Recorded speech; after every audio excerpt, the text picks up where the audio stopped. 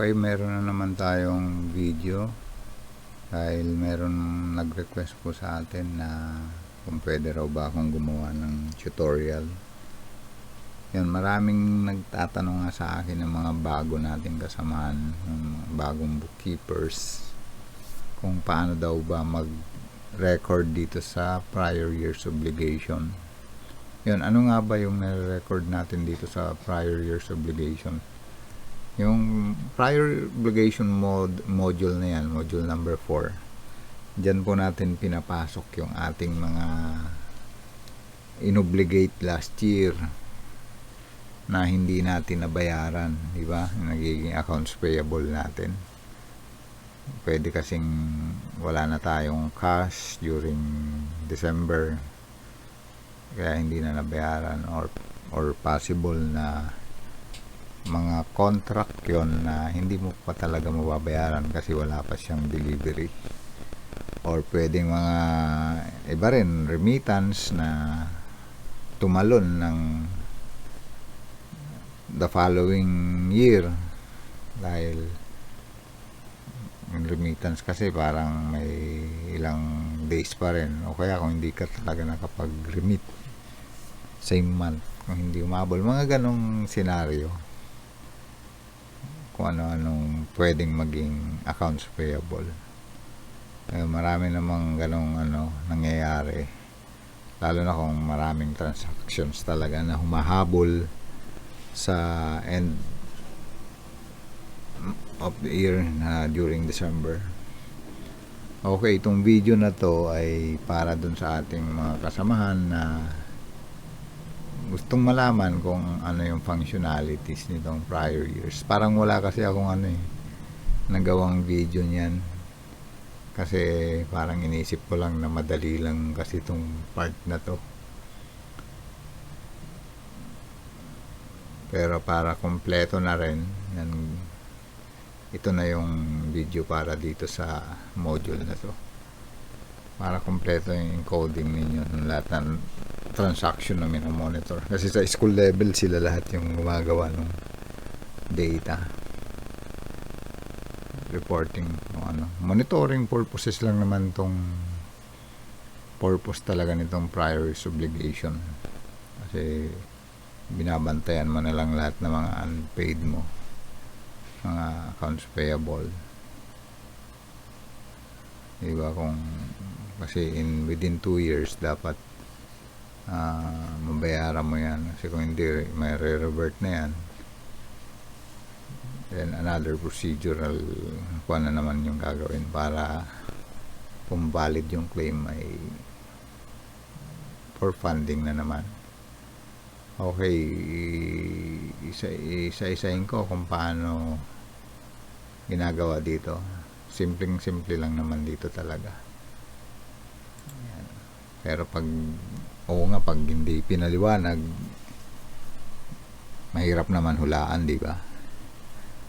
O parang ganito lang, nabanggit ko nga kanina, mayroon tayong prior year's obligation or mga accounts payable natin na pwedeng due and demandable, or pwedeng not yet due and demandable. Okay, yun ang ilalagay natin. Halimbawa, last year may ORS ka na, ORS number 1,000, ang date niyan ay December 28 na, inobligate.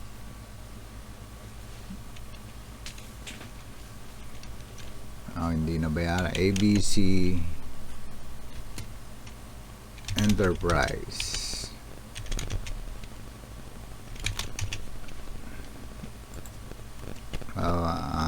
payment for office supplies, for other office supplies,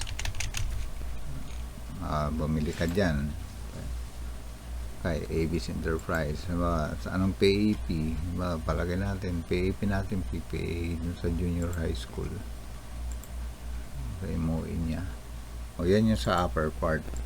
Ngayon yung amount niya magkano yung amount nitong ORS na to. O dito natin lalagay sa beginning balance. Lagay natin prior years accounts payable. Bawa due and demandable na yan. Kumbaga, dito sa date posted, ito na yung kinakapture na date dito eh. Date posted ng beginning at saka date posted ng payment. Dito kinakapture yung date. January 1, tapos dito, ano yan, MOE. Beginning balance mo, liba, meron kang 25,000 yung amount ng other supplies na yan. Tapos dito, ilagay mo nyo lang ORS lang. O parang ganyan lang siya. Ganyan ang entries natin. O, tapos kung may another ORS ka pa, may ORS ka pa ulit na 1001, add ka ulit dito. Add record. Yan, dito ulit. ORS number 1001. December 28 din na obligate.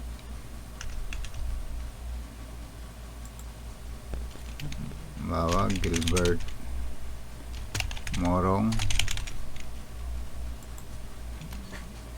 reimbursement of traveling expenses,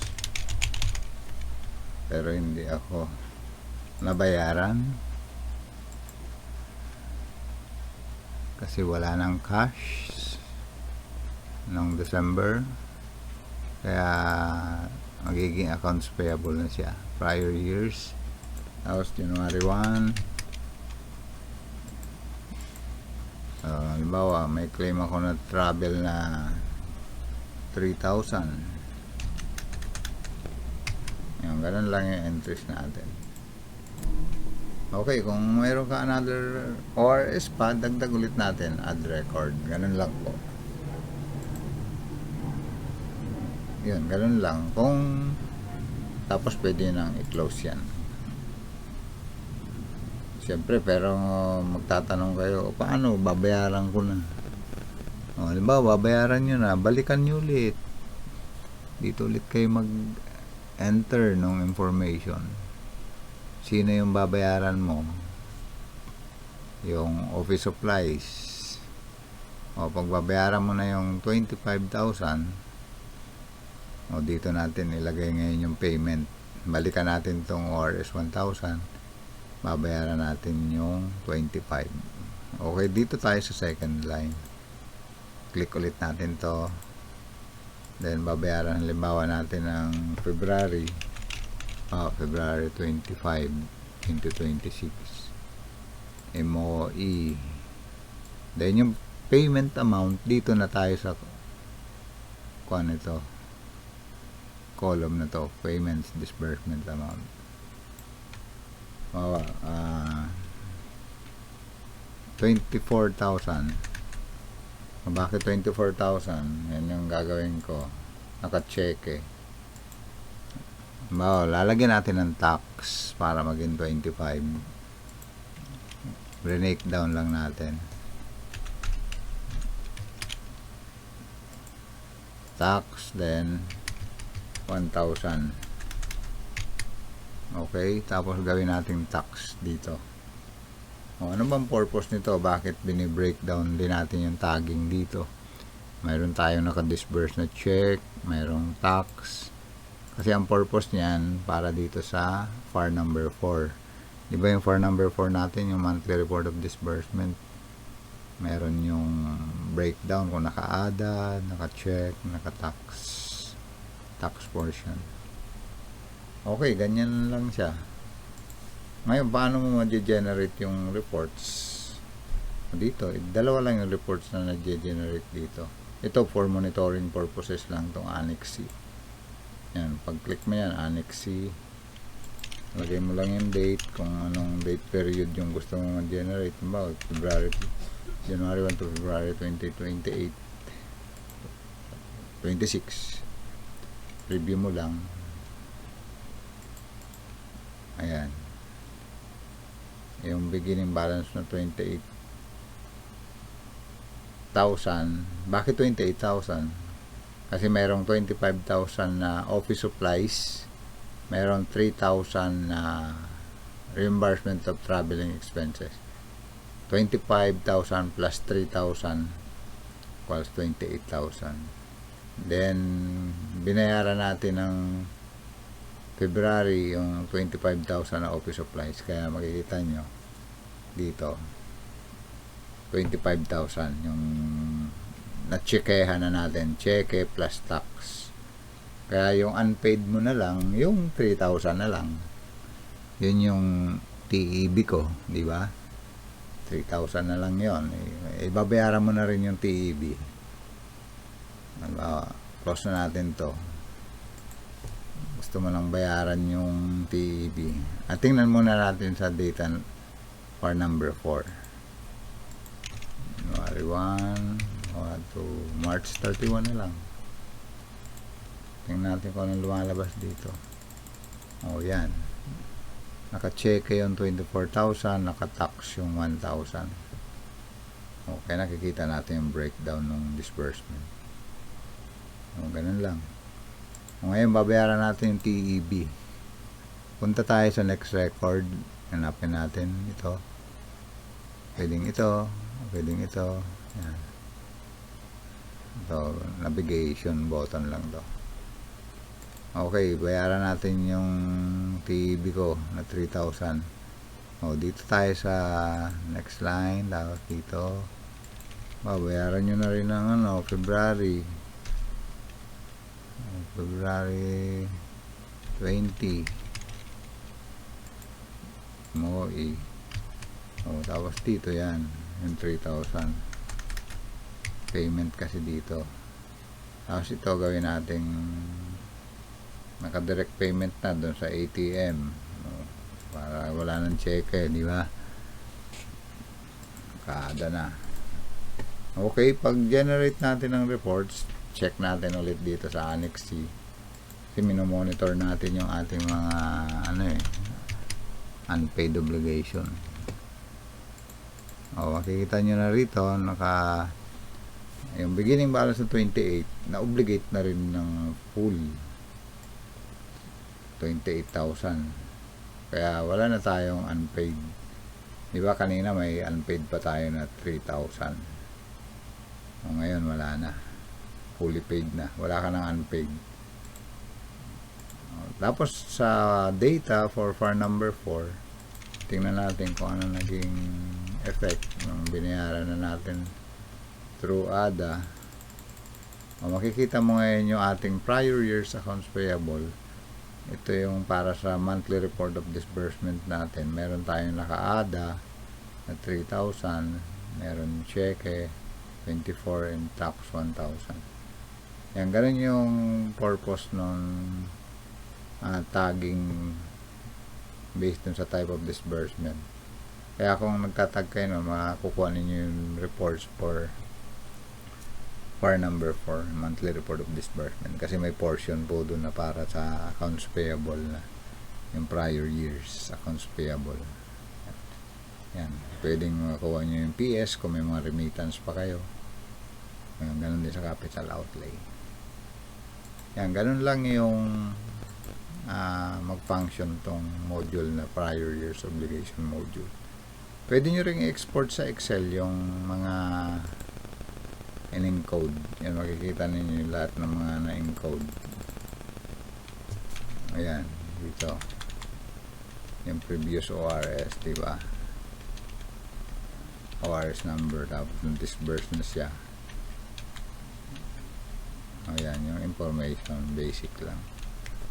Meron pang another Excel yan, ito. Para makita nyo lang. Ganito naman yung presentation dito.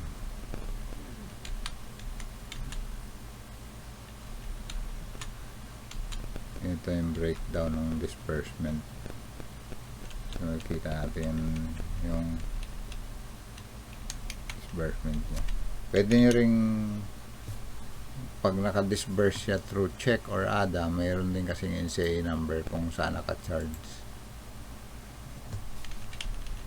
Pwede rin yun. Tapos lagyan nyo rin ng check number. Yan, ganun. Pag kukumpletuhin natin yung data, may isa pa palang ganito naman yung itsura niya. Ayan.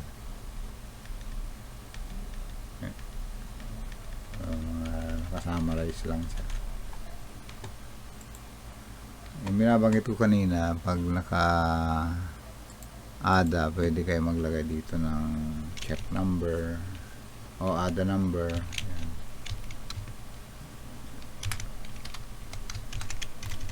Ayan, ganyan. Date. Tapos NCA, kung saan nyo charge, click nyo lang ang bawa. Kung saan NCA naka-charge. So, ganun din doon sa naka-check dito. Lagyan mo lang ng check number. 1, 2, 3, 4, 5, 6, 7. Tapos dito, check date. Tapos dito, NCA sa naka-charge. O, ganyan lang yung ginagawa dyan. Kung gusto mong may monitor yung per NCA number na na-receive ninyo, kakapture nyo rin na may binayaran kayo palang prior years accounts payable out of your current NCA issued for this year, di ba? O, ganun lang. Sana makatulong ito dun sa iba nating mga kasamahan, especially yung mga bago nating kasama na walang idea kung paano gamitin tong module na to, yung prior years obligation. Yan, sana makatulong po. Maraming salamat.